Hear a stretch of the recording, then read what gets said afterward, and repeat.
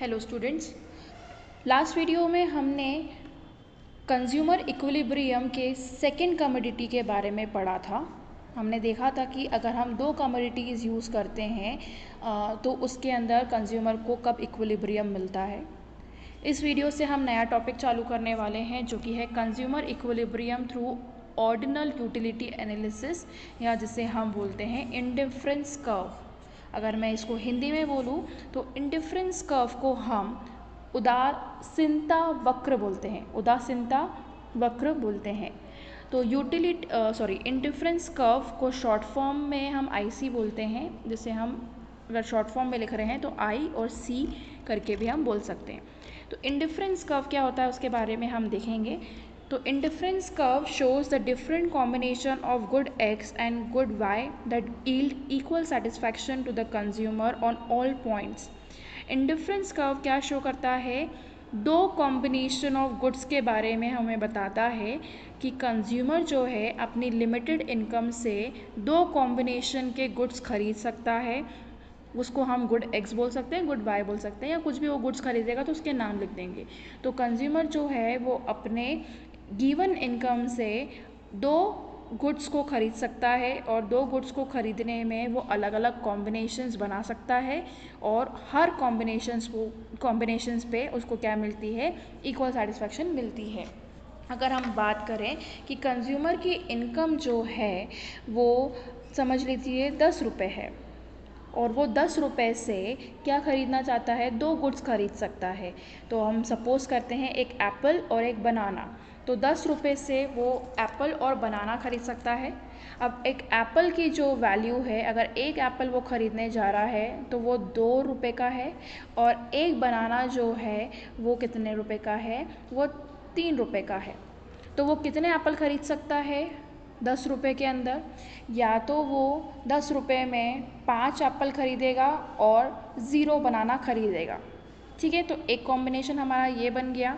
या वो 10 रुपये से 2 एप्पल खरीदेगा और 2 बनाना खरीदेगा। तो उसको क्या करना है? अपने 10 रुपये में से वो 2 आइटम्स कैसे खरीद सकता है, अपने लिमिटेड इनकम से वो कौन कौन से कॉम्बिनेशन बना सकता है वो बना के देखेगा, और उस कॉम्बिनेशन से अगर वो कंज्यूम करता है तो हर कॉम्बिनेशन पे उसको इक्वल सेटिस्फैक्शन मिलती है। इसका मतलब ये है इंडिफरेंस कर्व एक ऐसा कर्व है जिसके अंदर हम दो कॉम्बिनेशंस ऑफ गुड्स को शो करते हैं। कंज्यूमर के पास लिमिटेड इनकम होती है, उसके खुद के इनकम से वो कितने कॉम्बिनेशंस बना सकता है उन दो गुड्स को ख़रीदने में, और हर कॉम्बिनेशन को अगर वो कंज्यूम करता है तो हर कॉम्बिनेशन पे उसको क्या होती है? इक्वल सेटिस्फैक्शन मिलती है। तो 10 रुपये की जैसे कि मैंने बात करी, तो वो 10 रुपये से या तो वो 5 एप्पल खरीद सकता है और ज़ीरो बनाना खरीद सकता है, क्योंकि एप्पल की वैल्यू कितनी है? 2 रुपये। तो 2 रुपये में वो 5 एप्पल ही खरीद पाएगा। अगर 5 एप्पल खरीदता है तो 10 रुपये ख़त्म हो जाते हैं, इसलिए वो 0 बनाना खरीद सकता है। लेकिन अगर दूसरा कॉम्बिनेशन हम देखें तो 10 रुपये में वो 2 एप्पल भी खरीद सकता है, क्योंकि एक एप्पल 2 रुपये का है, तो 2 एप्पल कितने हो जाएंगे? 4 के।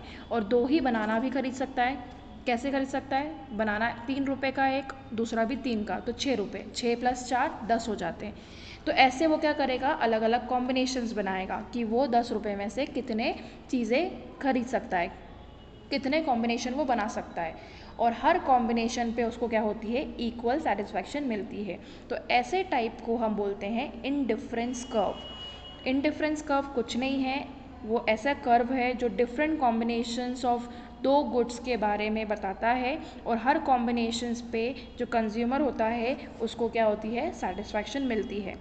हम बात करें इंडिफरेंस कर्व की, तो इंडिफरेंस कर्व जो होता है वो डाउनवर्ड स्लोप होता है। मतलब हम जब उसको ग्राफिकल प्रेजेंटेशन करेंगे, उसको जब ग्राफ में बनाएंगे, तो उसका जो कर्व आएगा, उसका जो वक्र आएगा वो कैसा होगा? नीचे की तरफ गिरता हुआ, फ्रॉम लेफ़्ट टू राइट। और उसका जो कर्व होता है वो कॉन्वेक्स शेप में होता है। कौन से शेप में होता है? कॉन्वेक्स शेप में होता है।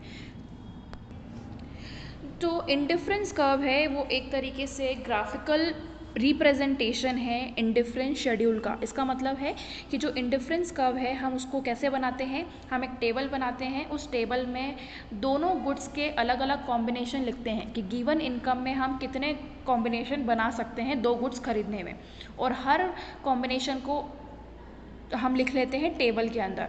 उसी टेबल को हम ग्राफ के अंदर रिप्रेजेंट करते हैं। तो एक इंडिफरेंस कर्व क्या है, एक ग्राफिकल रिप्रेजेंटेशन है किसका, एक इंडिफरेंस शेड्यूल का। इंडिफरेंस शेड्यूल क्या शो करता है, अलग अलग कॉम्बिनेशन, और अलग अलग कॉम्बिनेशन किसका, दो सामानों का, दो वस्तुओं का, दो गुड्स का, जो एक कंज्यूमर परचेज कर सकता है अपने गिवन इनकम से या गिवन रिसोर्सेज से। और जो हर कॉम्बिनेशन हम बनाएंगे अगर वो उस इनकम के अंदर आ रही है तो उस टाइम पे जितने भी कॉम्बिनेशंस रहेंगे उसमें कंज्यूमर को या उपभोक्ता को इक्वल सेटिस्फैक्शन मिलेगा। नेक्स्ट टॉपिक है अजम्पशन ऑफ आईसी एनालिसिस या उदासीनता वक्र विश्लेषण की मान्यताएं। क्या अजम्पशन है इंडिफरेंस कर्व का या उदासीनता वक्र की क्या मान्यताएं हैं वो हम पढ़ेंगे। तो सबसे पहले है the consumer is rational, that is he would like to get maximum satisfaction. ये जो आईसी कर्व है वो एक मान्यता पे बेस करता है या उसका एक अजम्पशन है कि यहाँ पर जो कंज्यूमर है वो कैसा रहेगा, रैशनल रहेगा।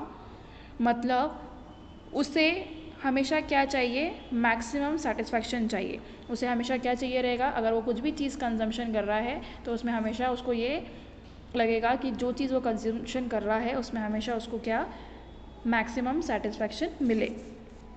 सेकेंड है consumer has monotonic preferences, that is he prefer a bundle of two goods which has more of at least one good and no less of other. For example, if a bundle consists of 10 apples and 9 oranges and B bundle consists of 10 apples and 8 oranges, he will surely take bundle A.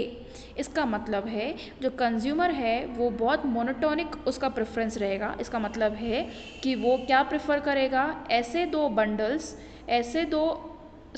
Bundles जिसके अंदर दो goods जो होंगे वो कैसे होंगे, at least एक goods जो होगा गुड एक्स या गुड वाई, उसमें से एक गुड्स कैसा होना चाहिए, ज़्यादा होना चाहिए, और दूसरा गुड्स कैसा होना चाहिए, कम नहीं होना चाहिए।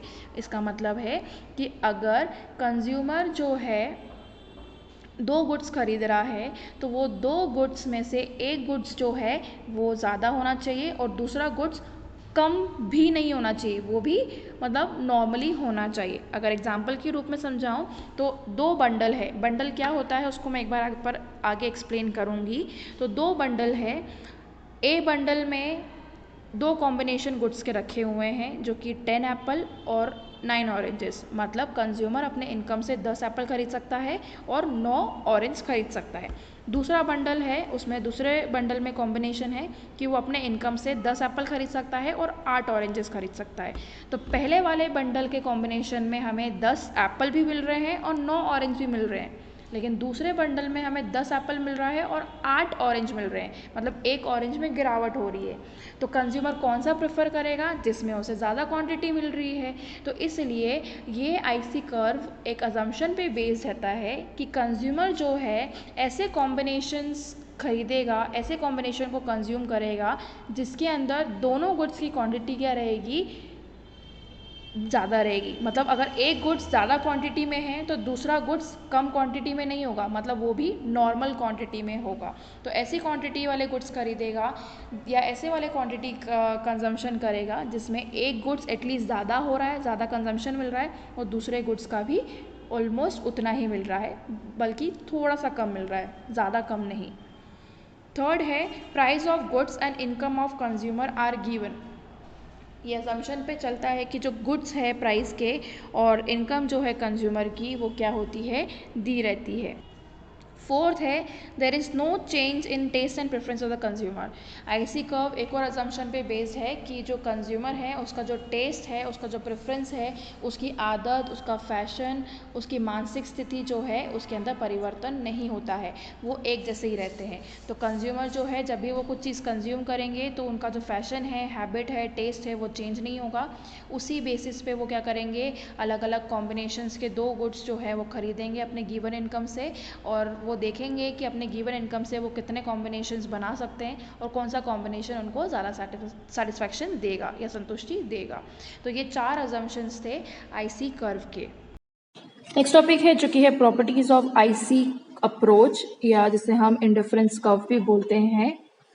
तो उदासीनता वक्र दृष्टिकोण की विशेषताएं हम इसके अंदर पढ़ेंगे। तो सबसे पहली प्रॉपर्टी या विशेषताएं हैं, an indifference curve slopes downward. उदासीनता वक्र की ढाल नीचे की ओर गिरती है। तो जो आईसी कर्व है वो एक तरीके से नेगेटिव स्लोप है, क्योंकि उसकी जो ढाल होती है वो ऊपर से लेकर नीचे तक गिरती है। अगर एक कंज्यूमर को ज़्यादा कमोडिटी कंज्यूम करनी है तो उस टाइम पे उसे दूसरी कमोडिटी का क्या करना पड़ेगा, रिडक्शन करना पड़ेगा, मतलब उसका कंजम्पशन को रिड्यूस करना पड़ेगा। अगर एक कंज्यूमर ने अपनी गिवन इनकम से दो चीज़ खरीद रहे हैं, दो कॉम्बिनेशंस के गुड्स खरीद रहे हैं और उसमें अलग अलग उसने कॉम्बिनेशंस बनाए हैं, तो जब वो दो चीज़ खरीदेगा तो वो सिर्फ दोनों चीज़ में से एक चीज़ जो है वो ज़्यादा खरीद सकता है, और जिसके वजह से दूसरी चीज़ जो है उसका कंजम्पशन क्या होगा, गिरेगा। और इसी के वजह से जो कंज्यूमर है वो एक चीज़ का कंजम्पशन बढ़ाएगा और उसी के वजह से जो दूसरा गुड्स होगा उसका कंजम्पशन ऑटोमेटिकली गिरेगा। तो इंडिफरेंस कर्व में जो स्लोप होता है, अगर हम उसे ग्राफिकली रिप्रेजेंट करते हैं तो उसका जो स्लोप आता है वो क्या होता है, डाउनवर्ड होता है, और वो नेगेटिव स्लोप कहलाता है। दूसरा है, an indifference curve is convex to the point of origin. उदासीनता वक्र अक्षों के मूल बिंदु के प्रति उत्तोदर होते हैं। जैसे कि अभी हमने देखा था कि जो कंज्यूमर है अगर वो एक कमोडिटी का कंजम्पशन बढ़ाता है तो दूसरी कमोडिटी का कंजम्पशन उसमें गिरता है। तो इसी के वजह से वो नेगेटिव स्लोप भी होता है, और इसी के वजह से उसका जो ग्राफ होता है वो कैसा होता है, कॉन्वेक्स शेप का होता है। थर्ड है, an indifference curve never intersect each other. उदासीनता वक्र एक दूसरे को कभी भी नहीं काटते हैं। अगर हमने एक ही ग्राफ में दो दो चीज़ों की इंडिफरेंस कर्व बना के रखी हुई है तो उस टाइम पे जो पहली इंडिफरेंस कर्व होगी वो दूसरे इंडिफरेंस कर्व को इंटरसेक्ट नहीं करेगी, या वो दोनों उसको काटेगी नहीं। फोर्थ है, every indifference curve to the right represent higher level of satisfaction. प्रत्येक ऊंचा उदासीनता वक्र संतुष्टि के उच्च स्तर को दर्शाता है। तो जैसे कि अगर हमने अपने लिमिटेड इनकम से, अपने इनकम से दो चीज़ें खरीदी है और दो चीज़ें खरीदने के हमने बहुत सारे अलग अलग कॉम्बिनेशंस बना के रखे हैं, और हर कॉम्बिनेशंस को अगर मैं ग्राफ पे रिप्रेजेंट करूँगी तो अलग अलग आईसी कर्व होंगे। तो जो सबसे बड़ा वाला आईसी कर्व होगा, जो हाईएस्ट लेवल पे रहेगा, उसमें हमें सबसे ज़्यादा सेटिस्फैक्शन मिलेगा। नेक्स्ट है, indifference curve never touches x axis और वाई एक्सिस। उदासीनता वक्र एक्स एक्सिस तथा वाई एक्सिस को कभी भी स्पर्श नहीं करता है या कर सकता है। तो जो इंडिफरेंस कर्व है या आईसी कर्व है वो अजम्पशन पे बेस्ड है कि कंज्यूमर जो है वो परचेज करता है दो अलग अलग कॉम्बिनेशंस को। तो अगर इंडिफरेंस कर्व अगर एक्स एक्सिस और वाई एक्सिस को टच कर जाए तो उस टाइम पे ये हमें समझना होता है या ये समझ में आता है कि जो कंज्यूमर है उसने एक गुड्स जो है वो ज़्यादा ख़रीदा है या थोड़े यूनिट में ख़रीदा है, और जो दूसरा गुड्स है वो बिल्कुल भी नहीं ख़रीदा है। तो इसीलिए जो आईसी कर्व होता है वो कोई से भी एक्सिस को कभी भी टच नहीं करता। तो ये इसकी कुछ प्रॉपर्टीज़ थी। सबसे पहले हमें याद रखना होगा कि जो इंडिफरेंस का जो स्लोप होता है, जो कर्व होता है, वो डाउनवर्ड स्लोप होता है, ऊपर से नीचे गिरता है। उसका शेप कैसा आता है उस स्लोप का, उस कर्व का, कॉन्वेक्स होता है। इंडिफरेंस कर्व अगर बहुत सारे हम एक ही ग्राफ पे प्लॉट कर रहे हैं तो हर एक इंडिफरेंस कर्व दूसरे इंडिफरेंस कर्व को इंटरसेक्ट नहीं करेगा, मतलब काटेगा नहीं। हर एक इंडिफरेंस कर्व अगर हम उसे प्लॉट कर रहे हैं ग्राफ के अंदर तो हर एक इंडिफरेंस कर्व जो है कंज्यूमर को high level of satisfaction provide करेगा, और हर एक इंडिफरेंस कर्व जो है वो कभी भी एक्स एक्सिस को और वाई एक्सिस को टच नहीं करेगा। तो अगर हम इंडिफरेंस कर्व को या इंडिफरेंस शेड्यूल को एक ग्राफ के अंदर रिप्रेजेंट करें तो यहाँ पर एक एग्जांपल है जिसके अंदर इनकम से हमने बहुत सारी कॉम्बिनेशंस बनाई हैं जिससे हम दो गुड्स खरीद रहे हैं। ये सब जितने भी हैं आपके कॉम्बिनेशंस हैं, और ये हमारा गुड एक्स है, मतलब पहला वाला सामान, और दूसरा वाला सामान जो है गुड वाई है। पहली कॉम्बिनेशन में अगर हम एक यूनिट खरीद रहे हैं एक्स का तो उसी के साथ हम वाई यूनिट खरीद रहे हैं 15, या वाई गुड्स का खरीद रहे हैं 15 यूनिट, सॉरी। तो पहला कॉम्बिनेशन है 1 और 15, मतलब एक्स का एक गुड और वाई का 15, एक्स की एक क्वांटिटी, वाई की 15। बी में कॉम्बिनेशन बनाया हमने 2 और 11, मतलब एक्स सामान जो हम खरीद रहे हैं उसकी 2 क्वांटिटी खरीद रहे हैं और वाई की हम खरीद रहे हैं 11। सी में कॉम्बिनेशन है 3 और 8, मतलब x का हम कितनी क्वांटिटी खरीद रहे हैं 3 और y की खरीद रहे हैं 8। ऐसे ही करके हम d और e का कॉम्बिनेशंस बना रहे हैं। तो अब हम इसे ग्राफ में रिप्रेजेंट करेंगे। तो आप देख सकते हैं इंडिफरेंस कर्व को हमने यहाँ पर ग्राफ पे रिप्रेजेंट करके रखा हुआ है। x एक्सिस है यहाँ पर और एक y एक्सिस है। x एक्सिस पे हमने गुड x को रिप्रेजेंट किया है, y एक्सिस पे हमने गुड y को रिप्रेजेंट किया है। तो अब हमें क्या करना है, x एक्सिस जो है हमने उसको गुड x को रिप्रेजेंट किया है, तो हम ये जितने भी सामान हैं x वाले, जितने भी नंबर्स यहाँ पर लिखे हुए हैं x वाले, वो हम क्या करेंगे x एक्सिस पे प्लॉट कर देंगे। तो 0 1 2 3 4 5 6, वैसे ही हम y वाला जो है उसे y एक्सिस में प्लॉट कर देंगे। 0 3 9 12 15 18। अब ज़रूरी नहीं है कि इसके अंदर जो नंबर है उसी अकॉर्डिंग हम मार्क करोगे। सबसे छोटा क्या था 5, तो हमने 0 से स्टार्ट करके 3 गए, 3 पे 6 पे गए, मतलब हमने इक्वल डिस्ट्रीब्यूशन का देख रखा है यहाँ पर।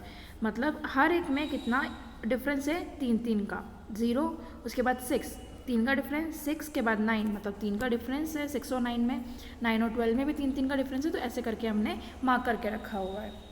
अब इसके बाद हमें क्या करना है, हर कॉम्बिनेशन को ग्राफ पे प्लॉट करना है। तो पहला कॉम्बिनेशन क्या था, x का 1 यूनिट और y का 15 यूनिट्स। तो 15 कहाँ पर, यहाँ पर, ऐसे करके हम एक बना देंगे। उसके बाद है b वाला कॉम्बिनेशन। तो b का x की कितनी क्वांटिटी थी 2 और y की कितनी थी 11। 11 किसके बीच में आएगी, 9 और 12 के बीच में, तो यहाँ गए और एक ऐसा हमने ये बना दिया। उसके बाद C वाले में x की क्वांटिटी कितनी थी 3 और y की कितनी 8। 8 किसके बीच में आएगा, 6 और 9 के बीच में। तो ऐसे करके यहाँ पर एक लाइन बन जाएगी, ग्राफ बन जाएगा, उसका बार बन जाएगा। उसके बाद D वाला जिसमें 4 यूनिट x की खरीदी गई और 6 यूनिट जो है y की। तो यहाँ से हम ऐसा करेंगे और D वाले पे एक मार्क कर देंगे। तो यहाँ का D का मार्क बन गया, D कॉम्बिनेशन का एक बार बन गया। E वाले में हमने 5 कमोडिटी जो है या 5 यूनिट जो है x की खरीदी और 5 ही हमने किसकी खरीदी, y की। तो ऐसे जाके ऐसा एक बार यहाँ पर E वाले कॉम्बिनेशन के लिए बन जाएगा। तब हम जब हर एक कॉम्बिनेशन के पॉइंट को जोड़ते जाएंगे, जैसे कि यहाँ पर जुड़ा हुआ है ये और ये, तो जब हम हर एक कॉम्बिनेशन के आखिरी पॉइंट को जोड़ते जाएंगे तो हमारा इंडिफरेंस कर्व बन जाएगा। तो आप देख सकते हैं इंडिफरेंस कर्व जो है वो कैसा हो रहा है, ऐसा स्लोप है जो नीचे की तरफ, ऊपर से नीचे की तरफ गिर रहा है। उनका स्लोप का जा रहा है ऊपर से नीचे तक। और यहाँ पर जो शेप है इंडिफरेंस कर्व का वो कैसा है, ऐसा, इसे हम बोलते हैं कॉन्वेक्स। अगर ऐसा शेप आएगा तो वो हो जाएगा कॉन्वेक्स। तो इसलिए इंडिफरेंस कर्व जो होता है वो डाउनवर्ड स्लोपिंग होता है, मतलब नीचे गिरता है, और उसका शेप कैसा होता है, कॉन्वेक्स होता है। In the table, the consumer having 5 different combination of good X and good Y. When these combinations are shown graphically and are joined together, we get indifference curve. जैसे कि आप देख सकते हैं टेबल में 5 दे के रखे हुए कॉम्बिनेशंस को, और इसी कॉम्बिनेशंस को अगर हम ग्राफ में प्लॉट करते हैं और हर एक बार को जब हम ज्वाइन करते जाते हैं इंडिविजुअली, तो हमें इंडिफरेंस कर्व मिलता है। यहाँ पर कंज्यूमर को हम इंडिफरेंट बोलते हैं क्योंकि हर एक कॉम्बिनेशन पे उसे सेम सेटिस्फैक्शन मिलता है। अगर वो पहला कॉम्बिनेशन कंज्यूम करेगा और पांचवा वाला कॉम्बिनेशन कंज्यूम करेगा तो दोनों में ही उसको सेम सेटिस्फैक्शन ही मिलेगा। इसी के वजह से इंडिफरेंस कर्व हम इसे बोलते हैं, या हम इसे इक्वल यूटिलिटी कर्व भी बोलते हैं, क्योंकि हर कॉम्बिनेशंस पे जो हर कॉम्बिनेशन वो बनाएगा, हर कॉम्बिनेशन को कंज्यूम करने में उसे सेम सेटिस्फैक्शन ही मिलेगी। उसके पास जितनी इनकम है उसने उस अकॉर्डिंग कॉम्बिनेशन बना लिए, चाहे तो वो ए कॉम्बिनेशन को यूज़ कर सकता है या ई कॉम्बिनेशन को यूज़ कर सकता है। तो उसे अगर ए में सेटिस्फैक्शन जितना मिलेगा उतना ही उसे ई वाले कॉम्बिनेशन को कंज्यूम करने में भी मिलेगा, और इसी के वजह से हम इसे इंडिफरेंस कर्व या इक्वल यूटिलिटी कर्व भी बोलते हैं।